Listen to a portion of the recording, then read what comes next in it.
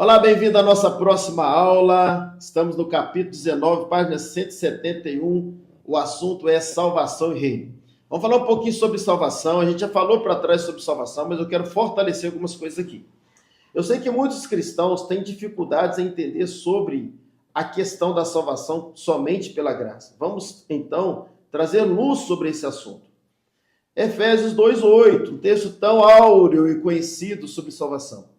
Porque pela graça sois salvos por meio da fé, e isso não vem de vós, é dom de Deus, é um presente, um donativo de Deus.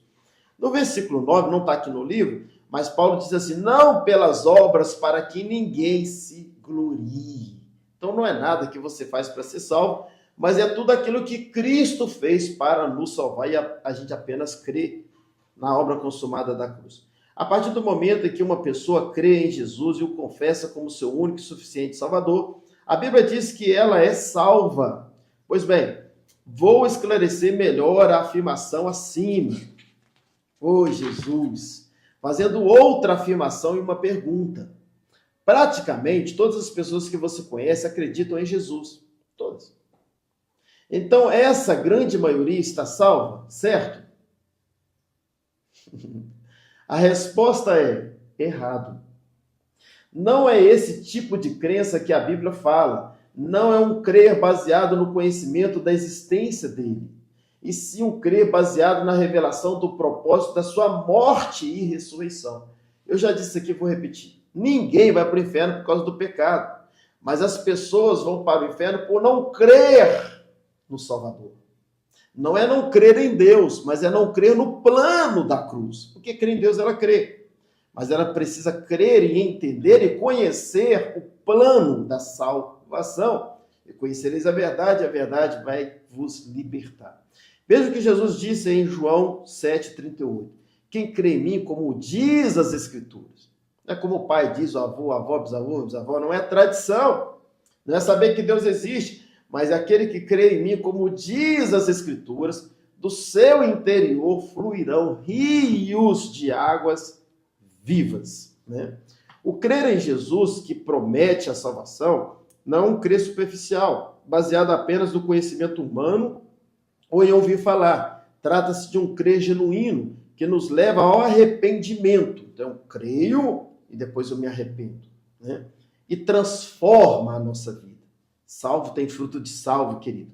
Quando você bate o olho no salvo, não é nem questão de julgamento, condenar ou absolver, não é nada disso. É questão de discernimento. Você consegue perceber se essa pessoa é salva ou não em Cristo. Isso não significa que você vai olhar para ela, é um santo, um anjo, né, de branco voando, não é nada disso. Mas você vê a vida dela sendo transformada dia após dia pelo Evangelho de Cristo. Né? Então trata-se de um crer genuíno que nos leva ao arrependimento e transforma a nossa vida. É um crer que gera o fruto da salvação. Existem algumas religiões que acreditam em Jesus, mas infelizmente seus ensinos não conduzem seus adeptos ao arrependimento. Crer sem se arrepender não é crer de fato. Entenda a diferença. Ou melhor, você entende a diferença? O processo de transformação e santificação de alguém que crê e se arrepende, ao contrário do que muitos pensam, não é fruto do esforço humano, mas sim da revelação do ministério da graça. É uma obra de dentro para fora e não de fora para dentro. Então, não é esforço, é fruto. Quando você olha, eu já falei isso aqui, vou repetir também, é a martelada na mesma pedra e no mesmo lugar. Quando você lê Gálatas capítulo 5, no versículo 19, Paulo vai dizer assim, as obras da carne são. E ele vai falando de várias obras da carne. Aí, querida, aí é natural do homem caído. É natural dos filhos de Adão. Obras, né? Obras que a gente realiza com a nossa própria carne. Só que no versículo 22, Paulo vai dizer assim, capítulo 5 de Gálatas 22, e o fruto do Espírito é.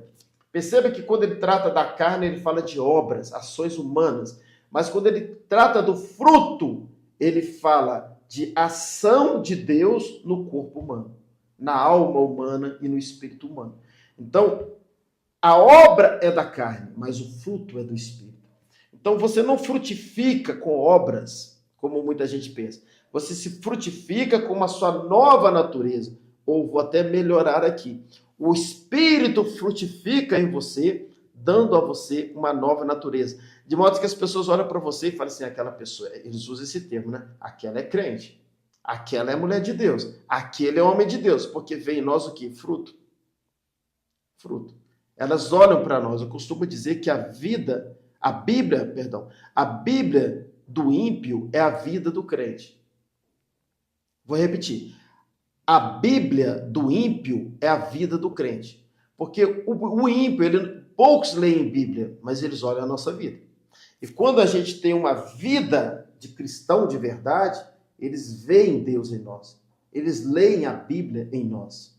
Por isso que aquele texto, eu explico ele aqui, ele é muito mal interpretado, mas não é isso que, de fato, Jesus está querendo dizer, como a maioria interpreta. Seguir a paz com todos e a santificação, sem a santificação ninguém verá o Senhor.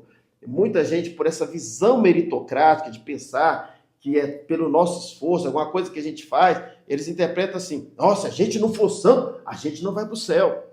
Está falando que ninguém vai ver o Senhor, isto é, só santo que vai ver Deus um dia. Não é nada disso que o texto está dizendo, pelo amor de Deus. Tanto é que a parte A do versículo já explica. Seguir a paz com todos, está falando de relacionamento com as pessoas. É horizontal o assunto ali. Não é vertical, não é ir para o céu, mas é horizontal. Ele está dizendo o seguinte, se você é uma pessoa que segue a paz com todos, no seu trabalho, na sua casa, na sua família, na sua vizinhança, na escola, em qualquer lugar que você for, e se você for uma pessoa de santificação, que tem fruto do Espírito na sua vida, as pessoas vão ver Deus em você. E se você não for santo, ninguém vai ver Deus na sua vida. Não é sobre ver Deus um dia para ser salvo. É sobre as pessoas verem Deus na nossa vida. Porque a salvação não é algo que eu faço para um dia ver Deus. A salvação é o que Cristo fez na minha vida, porque eu o vi. Pela minha fé, eu criei, recebi, e Ele me santificou. Eu já vi Deus. Então eu não sou santo para ver Deus. Eu sou santo porque eu já vi. Eu já tive uma relação com Ele, uma intimidade. E Ele habita em mim e vai me santificando. Só que a visão meritocrática, a visão religiosa faz interpretar um texto desse totalmente diferente do que de fato a Bíblia está querendo dizer. Né? Mas vamos continuar. Ninguém se santifica para ser salvo. O cristão é santificado porque já é salvo. Né? É aqui que eu parei. É isso mesmo. Ninguém se santifica para ser salvo. O cristão, ele é santificado porque já é salvo. Isto é, eu creio, me arrependo, o Espírito Santo passa a habitar em mim e começa-se então a obra da santificação como salvo, e não para ser salvo. Né? Ou seja, a santificação vem primeiro, seguida... Eita, perdão. Errei aqui. O livro está certo, eu que li errado. Ou seja, a salvação vem primeiro, seguida pela santificação. Quando me torno salvo, me torno a habitação do Espírito Santo, e é Ele quem começa em mim a obra de santificação. Em João 3,16, Jesus disse, porque Deus amou o mundo de tal maneira que deu o seu único Filho, para que todo aquele que nele crê não pereça, mas tenha vida eterna. Veja que o texto claramente está dizendo que todo aquele que nele crê terá a salvação. Isso é a vida eterna. No contexto, o crer gera transformação. E a partir do momento em que eu creio, por revelação, eu me torno filho. Contudo, aos que o receberam, aos que nele creram, foi dado, ou creram no seu nome, deu-lhes o poder de se tornarem filhos de Deus. João 1,12. A Bíblia diz que o processo acontece no momento em que eu creio, pois nesse momento me torno filho de Deus e o Espírito do Pai passa a habitar em mim. A partir desse momento me torno uma nova criatura. Como está escrito em 2 Coríntios 5,17, assim que se alguém está em Cristo, nova criatura é, as coisas velhas já passaram e eis que tudo se fez novo. A obra da santificação é feita por Cristo, nunca será a nossa força. Eu consigo até mudar situações, posso ser alguém que muda áreas da minha vida, mas eu nunca serei alguém que tem o poder de transformar a minha vida. Uma pessoa pode desejar parar de fumar e conseguir. Pode buscar parar de se embriagar ou de usar drogas e conseguir se abster. O homem pode conseguir mudar a sua vida, mas a transformação é algo que só o Cristo pode fazer. E aí sim, é uma obra no salvo. Não a obra para você viver uma vida melhor que você faz na sua própria força, porque você está vendo que aquilo está fazendo mal à sua saúde. mas é uma obra que está acontecendo no seu espírito, e o seu corpo simplesmente agradece. Mas é uma salvação que já aconteceu lá no seu espírito, que vai transformando a sua alma e manifesta no seu corpo. Primeiramente, o espírito é salvo, a alma está todo dia sendo transformada como salvo, e o seu corpo manifesta. Quando manifesta no seu corpo, as pessoas conseguem ver. E quando elas veem, elas, olha, eu vejo Deus na vida dessa pessoa. Mas elas não estão vendo Deus no corpo. Elas estão vendo Deus que já está lá no espírito dela há muito tempo trabalhando na vida dela. É assim que funciona. No Evangelho de João, no capítulo 2, do 1 ao 10, as bodas de Caná da Galileia, podemos observar que o que ocorreu naquele casamento. A Bíblia conta que o vinho acabou no meio da festa. E que Jesus pediu aos serventes que pegassem 6 talhas de pedra. Veja que Jesus não pediu para que eles colhessem uvas para fazer o vinho. Esse é o processo natural. A uva é amassada e o vinho é feito com o seu suco. Mas Jesus é aquele que transforma, não a uva, mas a água em vinho. Ele faz aquilo que nenhum homem pode fazer. O homem colhe a uva, leva para o lagar e faz o vinho. Isso se chama mudança. Jesus pega a água e faz virar vinho. Isso se chama transformação. Então, mudança o homem faz. Para de ser alguém dentro da igreja que fala, eu tenho que parar com isso, eu tenho que parar com aquilo, eu tenho que parar de fazer isso que é pecado. Não, isso aí, querido, isso lá no mundo faz. Isso lá no mundo faz. Não é obra, é fruto. O que você precisa é orar a Deus para que Ele te ajude a crer. É trabalhar o seu coração, é um curso como esse mesmo, de você saber quem você é. E muitas vezes os seus comportamentos não combinam com quem você é. Eu já falei sobre isso aqui. Então o que precisa melhorar não é o seu comportamento a princípio. O que precisa melhorar é a sua fé em quem você é. É acabar com a sua crise de identidade. Transformação. De quem você era, criatura, agora você é filho. Cidadão do inferno, agora cidadão do céu. E a partir do momento que você tem essa convicção e que você tem a graça de Deus habitando em você na pessoa do Espírito Santo, então você tem o domínio e o governo sobre o pecado. Então agora você começa a dominar toda a natureza adâmica na sua vida e você deixa de ser alma vivente, que é a alma que peca, mas para ser espírito vivificante, que é o Espírito Santo. Ele é santo. Então você começa agora a manifestar no seu próprio corpo os frutos, o fruto, né? Que são os gomos do Espírito. Amém? Então não é uma mudança, é uma transformação. Entenda que a obra da mudança é nossa, mas a obra de transformação só Jesus é quem pode fazer. Disse Jesus, enchei de água essas talhas, encheram até em cima. E disse Jesus, tirai agora e levai ao mestre-sala. E levaram. E logo que o mestre-sala provou a água feita vinho, não sabendo de onde viera, se bem que o sabia, os serventes que tinham tirado a água, chamou o mestre-sala ao esposo. João 2, do 7 ao 9. Jesus pede para que enchesse as talhas de água, e nesse momento ele transformou a água em vinho, mostrando para nós que a obra de transformação só o Filho de Deus tem o poder de fazer. Mudanças o homem faz até mesmo sem Jesus, mas a obra da salvação, da transformação de vida, é uma obra que só Jesus pode fazer. Jamais o homem terá poder para se salvar, pois essa obra quem faz é Deus. Em Lucas 19, Jesus estava entrando em Jericó e a Bíblia diz que Zaqueu sobe em uma árvore para vê-lo passar. Jesus olha para cima e vê Zaqueu. Logo em seguida, ele pede para Zaqueu descer depressa, pois naquele dia ele hospedaria em sua casa.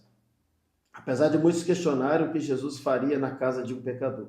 Entretanto, ao entrar em Lucas 19, 8 ao 9, está escrito, mas Zaqueu levantou-se e disse ao Senhor, olha, Senhor, estou dando a metade dos meus bens aos pobres, e se alguém extorquir alguma coisa, devolverei 4 vezes mais. Jesus lhe disse, hoje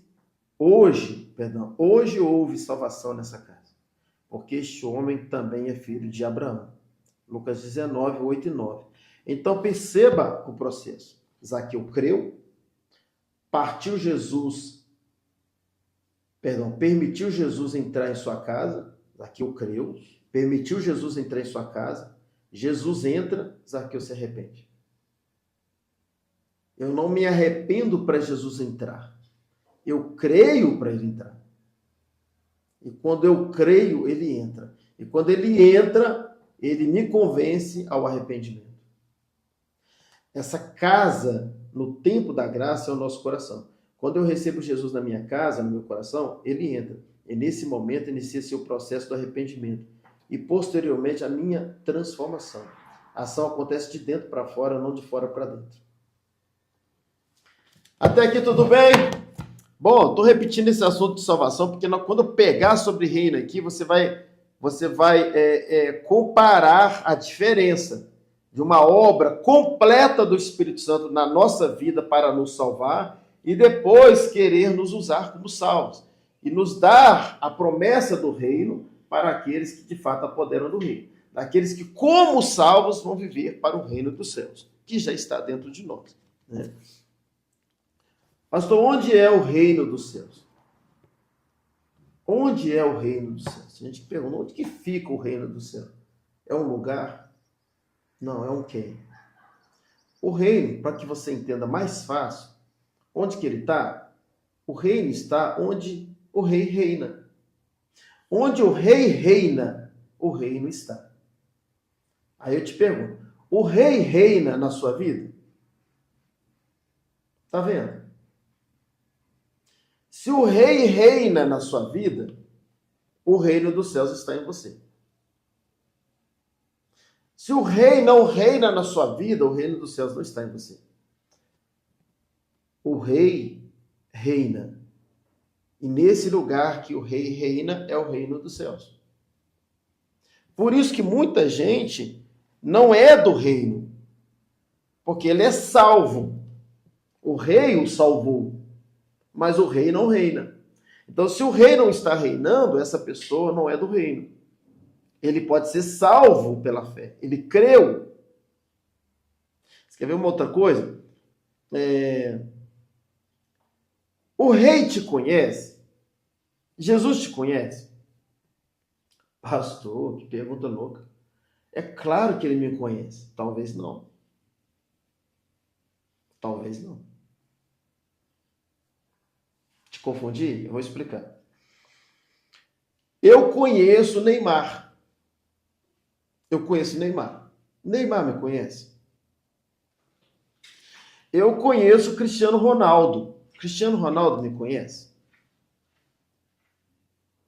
Querendo ou não, ainda que seja aqui pelo celular, pelo vídeo aqui, você está me conhecendo, sim ou não? Mas eu te conheço. Eu não sei onde pode alcançar essas aulas. Você está me conhecendo, mas eu estou te conhecendo, eu te conheço. Então é possível, preste atenção, querido, isso aqui destrava quando a gente entende. É possível conhecer sem ser conhecido. Então volta a pergunta, Jesus te conhece? Você o conhece, mas ele te conhece? Para você ser salvo, ele não precisa te conhecer. Ele já planejou tudo através da cruz, pagou o preço, deu a vida dele por nós, morreu no nosso lugar, nos comprou e deixou extensiva a toda criatura. Quem crer e for batizado será salvo, já está disponível. Então você conhece Jesus, crê em Jesus e ele te salva. A cruz te salva. Então, para você ser salvo, basta você conhecer Jesus. O plano da salvação. Conhecer o que ele fez por você. Você pode ser salvo. Agora, para você reinar, querido, ele precisa te conhecer. E como é que ele vai nos conhecer? Quando, como salvos, nós chamamos a atenção dele. Quando, como salvos, nós temos comportamentos, ações, obras que chamam a atenção dele. E aí, então, ele passa a nos conhecer. Por isso que ele vai dizer àquelas virgens imprudentes, eu não vos conheço. E aí muita gente lê e fala, está vendo? Foi tudo para o inferno. Não, elas conheceram Jesus para ser salvo. Elas tipificam os tipos de crente que só tem Jesus como Salvador, mas não tem Jesus como Senhor. Então, como salvos, nós precisamos fazer as obras para tornarmos conhecidos dele. Como salvos, quando nós fazemos as obras e nos tornamos conhecidos dele, então nós temos ele agora como nosso Senhor. Ele é o nosso Senhor, porque nós nos tornamos conhecidos dele.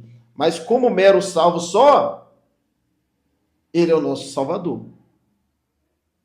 Daí as bodas do Cordeiro. As bodas do Cordeiro só vai acontecer na vida daqueles que conheceram Jesus, mas também se tornaram conhecidos dele. Lembra de Estevão? Estevão estava passando por um apedrejamento. Estevão era um homem cheio do Espírito Santo.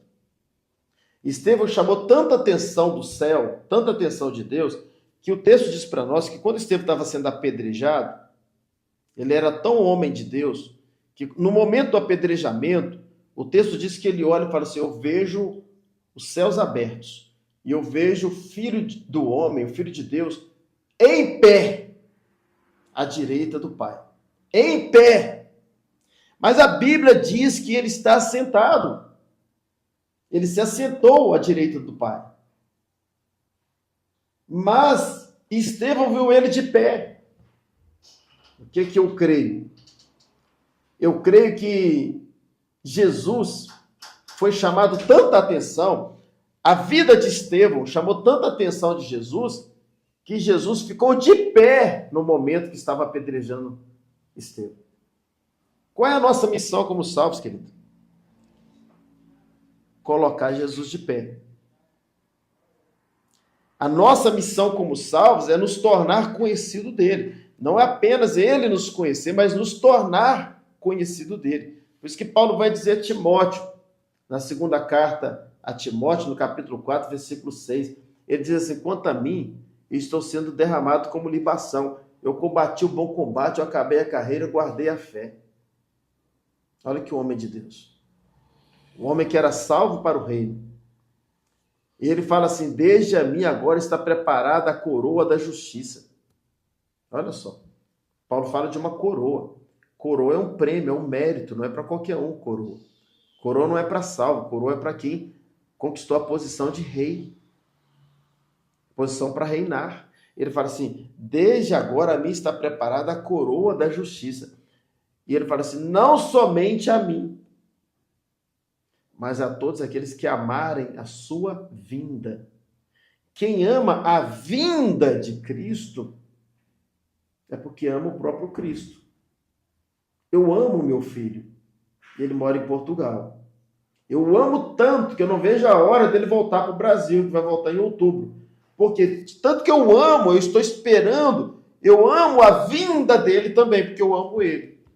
Então, quem ama Jesus está amando a vinda, porque não vê a hora de encontrar com ele. E quem ama Jesus, deixa ele ser rei da própria vida. Então, eu sou liberto. Eu tenho a liberdade em Cristo como salvo. Mas eu sou prisioneiro de Cristo como alguém do reino. Eu conheço ele como salvo, mas eu sou conhecido dele como alguém do reino. Porque eu estou conquistando o reino. Então, por isso eu conheço. Eu, como salvo, ele me deseja. Mas como alguém do reino, eu também o desejo. Eu, como salvo, eu posso ser uma namorada de Jesus. Mas como alguém do reino, eu sou noiva dele. E o casamento só vai acontecer quando os dois forem noivos. O casamento só vai acontecer quando ele tão me deseja que habita em mim, mas eu tão o desejo que ele é o meu Senhor. E aí eu me tornei noiva e estou pronta para o casamento. Ô Jesus, só mais um pouquinho aqui para a gente encerrar, irmãos. Quanto tempo tem aí, Carol, por gentileza? 6. Falta 6? Então vamos lá, gente. Essa casa no tempo da graça é o nosso coração.